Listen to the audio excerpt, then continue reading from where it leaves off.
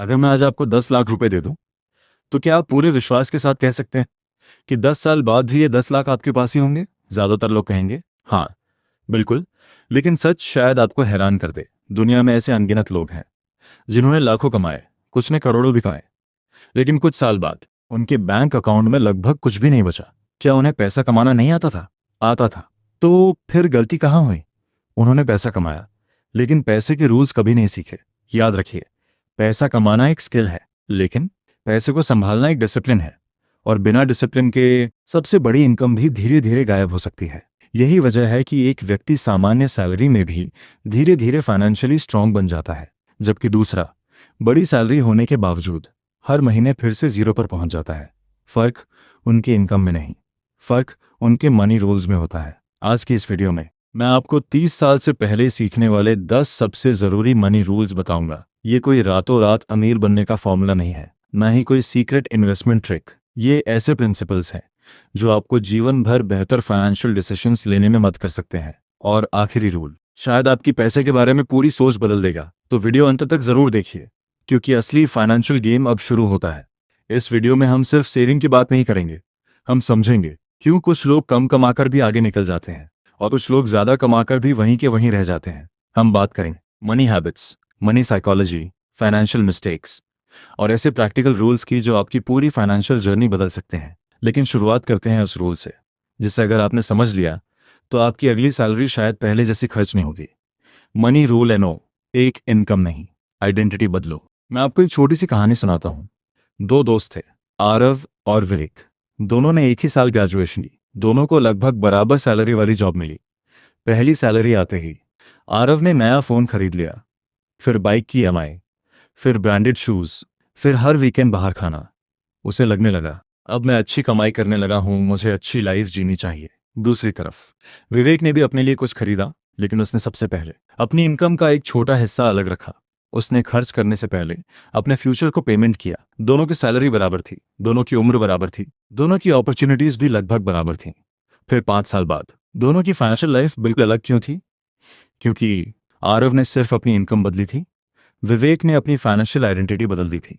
याद रखिए, आप जितना कमाते हैं उससे ज़्यादा ज़रूरी है कि आप पैसे के साथ कैसा व्यवहार करते हैं। अगर आज आपकी आदत हर महीने पूरा पैसा खर्च करने की है, तो इनकम दोगुनी होने पर अक्सर खर्च भी बढ़ जाता है। लेकिन अगर आपकी आदत प्लानिंग की है, तो छोटी इनकम भी धीरे धीरे मजबूत फाइनेंशियल बेस बना सकती है। यह वजह है कि वेल्थ की शुरुआत वॉलेट से नहीं, माइंडसेट से होती है। यहीं पर 90% लोग पहली गलती कर देते हैं। वे सोचते हैं पहले पैसा आएगा, फिर मैं बदलूंगा। जबकि सच यह है, पहले आपको बदलना पड़ता है, तभी पैसा टिकना शुरू करता है। लेकिन रुकिए, अगर आपको लगता है कि सिर्फ सेविंग करके कोई फाइनेंशियली स्ट्रांग बन सकता है, तो अगला रूल आपकी ये सोच पूरी तरह बदल देगा। क्योंकि कई लोग सेविंग तो करते हैं, लेकिन फिर भी कभी वेल्थ क्रिएट नहीं कर पाते। आखिर ऐसा क्यों? मैं आपसे एक सवाल पूछता हूँ, अगर आपकी सैलरी अगले महीने से दोगुनी हो जाए, तो क्या आपकी वेल्थ भी दोगुनी हो जाएगी? ज़्यादातर लोग कहेंगे हाँ, बिल्कुल। लेकिन सच्चाई ये है, दुनिया में लाखों लोग ऐसे हैं जिनकी सैलरी हर साल बढ़ती है, लेकिन उनका बैंक बैलेंस नहीं। आखिर ऐसा क्यों? क्योंकि इनकम बढ़ने से पहले उनके एक्सपेंसेस बढ़ जाते हैं। यहीं से शुरू होता है दूसरा सबसे बड़ा मनी रूल। लाइफस्टाइल नहीं, एसेट्स अपग्रेड करो। पहली सैलरी, पहला बोनस, पहला प्रमोशन, और फिर नया फ़ोन, नई बाइक, महंगे shoes, weekend trips, online shopping. धीरे धीरे ये सब हमारी पहचान बन जाते हैं। अब इसमें कोई बुराई नहीं है, मेहनत की कमाई का आनंद लेना गलत नहीं है। लेकिन समस्या तब शुरू होती है जब हर सैलरी इंक्रीज के साथ आपका लाइफस्टाइल तो अपग्रेड हो जाता है, लेकिन आपका फ्यूचर नहीं। ज़रा सोचिए, अगर हर बार इनकम बढ़ते ही आपका खर्च भी उतना ही बढ़ जाए, तो आखिर वेल्थ बनेगी कब? याद रखिए, अमीर दिखना और फाइनेंशियली स्ट्रांग होना दोनों अलग बातें हैं।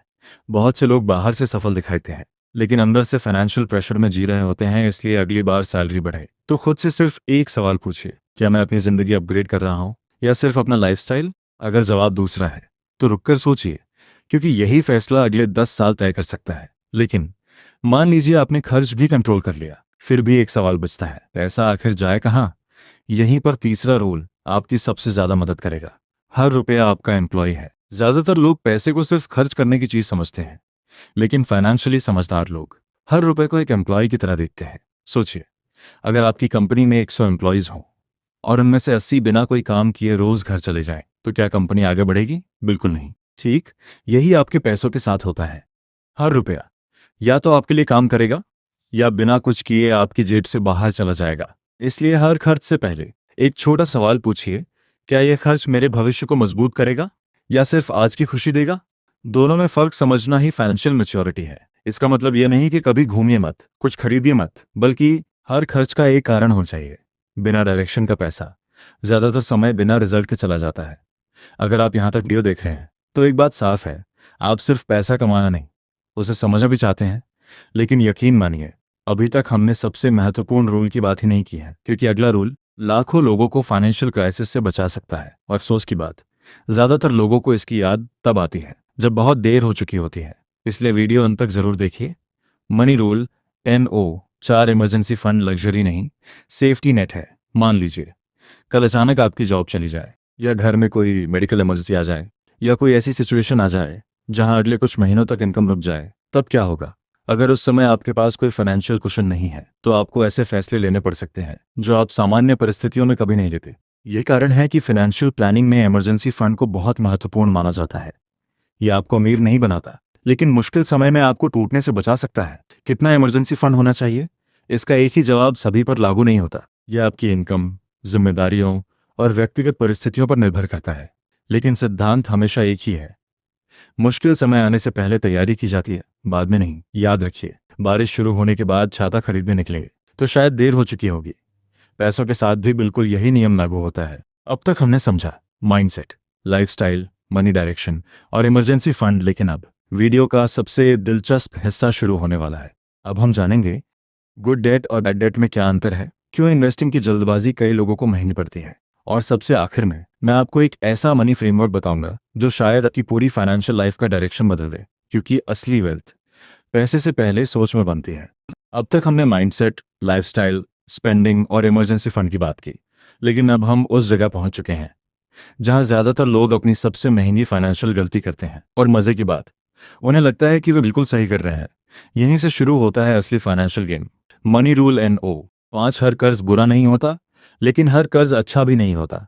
आज EMI शब्द इतना सामान्य हो चुका है कि कई लोग उसे इनकम का हिस्सा मानने लगे हैं। लेकिन एक सवाल पूछिए, क्या आपने वह कर्ज इसलिए लिया क्योंकि उसकी जरूरत थी, या इसलिए क्योंकि बाकी लोग भी वही कर रहे थे? यही अंतर गुड डेट और बैड डेट का है।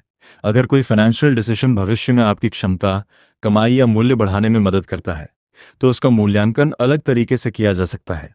लेकिन अगर कर्ज सिर्फ दिखावे, जल्दबाजी या बिना योजना के लिया गया है तो वह आने वाले कई सालों तक आपकी फाइनेंशियल फ्रीडम को धीमा कर सकता है। याद रखिए, कर्ज समस्या नहीं है, बिना सोचे लिया गया कर्ज समस्या है। लेकिन मान लीजिए आपने डेट भी समझ लिया। अब अगला सवाल है, पैसा बच गया तो क्या करें? यहीं पर लाखों लोग जल्दबाजी कर बैठते हैं। मनी रूल NO 6, इन्वेस्टिंग शुरू करने से पहले इन्वेस्टिंग समझो। आज सोशल मीडिया खोलिए, हर दिन कोई ना कोई कहता मिलेगा। ये मौका हाथ से मत जाने दो, अभी इन्वेस्ट करो, यहीं से भविष्य बदल जाएगा। लेकिन सच यह है, फाइनेंशियल डिसीजंस किसी रील, किसी दोस्त या किसी एक सलाह के आधार पर नहीं लिए जाने चाहिए। हर व्यक्ति की इनकम अलग है, हर व्यक्ति की जिम्मेदारियां अलग हैं, हर व्यक्ति के लक्ष्य अलग हैं। इसलिए इन्वेस्टिंग की शुरुआत पैसे से नहीं, नॉलेज से होती है। सीखिए, समझिए, सवाल पूछिए और फिर अपनी परिस्थितियों के अनुसार निर्णय लीजिए। याद रखिए, जल्दी किया गया गलत फैसला देर से लिए गए सही फैसले से ज्यादा महंगा पड़ सकता है। मनी रूल NO 7, सबसे बड़ा इन्वेस्टमेंट आपकी स्किल्स है। अगर कल आपका फोन खो जाए तो नया खरीदा जा सकता है। अगर आपकी बाइक खराब हो जाए तो उसे ठीक कराया जा सकता है। लेकिन अगर आपकी स्किल्स पुरानी पड़ जाए तो आपकी इनकम रुक सकती है।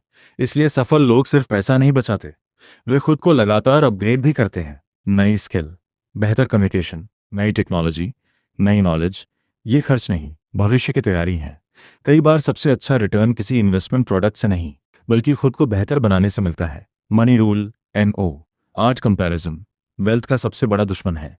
सोशल मीडिया पर हर किसी की लाइफ परफेक्ट दिखाई देती है, नई कार, विदेश यात्रा, लग्जरी लाइफस्टाइल। लेकिन सोशल मीडिया पूरी कहानी नहीं दिखाता, वह सिर्फ हाईलाइट दिखाता है। अगर आप हर दिन अपनी फाइनेंशियल जर्नी की तुलना किसी और की दिखाई देने वाली लाइफ से करेंगे तो आप अपने गोल्स भूल जाएंगे, और जब गोल्स भूल जाते हैं तो डिसीजंस भी इमोशन से होने लगते हैं। याद रखिए, कंपैरिजन आपको प्रेरित कम, परेशान ज्यादा करता है। अपनी रेस, अपने रूल्स, अपनी स्पीड, यही फाइनेंशियल पीस का रास्ता है। Money rule NO, no time पैसे से भी ज्यादा कीमती एसेट है। ज्यादातर लोग सोचते हैं अभी तो मैं युवा हूं, बाद में सेविंग कर लूंगा, बाद में इन्वेस्टिंग सीख लूंगा। लेकिन समय किसी का इंतजार नहीं करता। 1 साल की देरी शायद छोटी लगे, लेकिन कई सालों में छोटी आदतें बड़ा अंतर बना सकती हैं। इसलिए परफेक्ट समय का इंतजार मत कीजिए। सीखना, योजना बनाना और अच्छी फाइनेंशियल आदतें शुरू करना आज से बेहतर किसी दिन नहीं होगा। मनी रूल NO 10 वेल्थ का असली फॉर्मूला अगर पूरी वीडियो को सिर्फ एक लाइन में समझाना हो तो वह ये होगी: कमाओ, बचाओ, सीखो और समय के साथ बेहतर फैसले लेते रहो। वेल्थ किसी एक बड़े डिसीजन से नहीं बनती, वह सैकड़ों छोटे छोटे सही डिसीजन से बनती है। हर महीने, हर सैलरी, हर खर्च, हर चुनाव धीरे धीरे आपकी फाइनेंशियल स्टोरी लिख रहा होता है। इसलिए पैसे के पीछे मत भागे, पहले मनी रूल सीखिए। जब रूल्स समझाते हैं तो डिसीजंस बदलते हैं, डिसीजंस बदलते हैं तो आदतें बदलती हैं, और जब आदतें बदलती हैं तभी फाइनेंशियल लाइफ बदलना शुरू होती है। अगर आज की पूरी वीडियो में आपको सिर्फ एक बात याद रखनी हो तो वह यह है: पैसा आपकी ज़िंदगी नहीं बदलता, पैसे के बारे में लिए गए आपके फैसले आपकी ज़िंदगी बदलते हैं। 30 साल की उम्र कोई जादुई सीमा नहीं है, लेकिन ये वह समय है जब आपकी फाइनेंशियल आदतें आपके आने वाले 20-30 साल की दिशा तय कर सकती हैं। आज का एक समझदारी भरा फैसला भविष्य की कई परेशानियों को कम कर सकता है, और आज की एक लापरवाही सालों तक आपका पीछा कर सकती है। इसलिए अमीर बनने की जल्दी मत कीजिए, पहले फाइनेंशियली समझदार बनने की कोशिश कीजिए, क्योंकि धीरे बनने वाली वेल्थ अक्सर लंबे समय तक टिकती है। अगर इस वीडियो का सिर्फ एक भी मनी रूल आपको सोचने पर मजबूर कर गया तो नीचे कमेंट में लिखिए, इन 10 रूल्स में से मैं आज से कौन सा रूल अपनी ज़िंदगी में लागू करने वाला हूँ। मैं आपके जवाब ज़रूर पढ़ूंगा। अगर आपको ऐसी ही आसान भाषा में मनी, वेल्थ, फाइनेंशियल साइकोलॉजी और स्मार्ट फाइनेंशियल हैबिट्स पर वीडियो पसंद है तो इस वीडियो को लाइक कीजिए। इसे अपने उस दोस्त या भाई बहन के साथ शेयर कीजिए जो मेहनत तो बहुत करता है लेकिन पैसों के रूल सीखने का मौका उसे कभी नहीं मिला। और अगर आप इस चैनल पर नए हैं तो सब्सक्राइब करना मत भूलिए, क्योंकि अगली वीडियो में हम बात करेंगे क्यों कुछ लोग पूरी जिंदगी मेहनत करते हैं फिर भी अमीर नहीं बन पाते। मिलते हैं अगली वीडियो में, तब तक याद रखिए, इनकम आपकी शुरुआत तय करती है लेकिन मनी रूल्स आपका भविष्य तय करते हैं।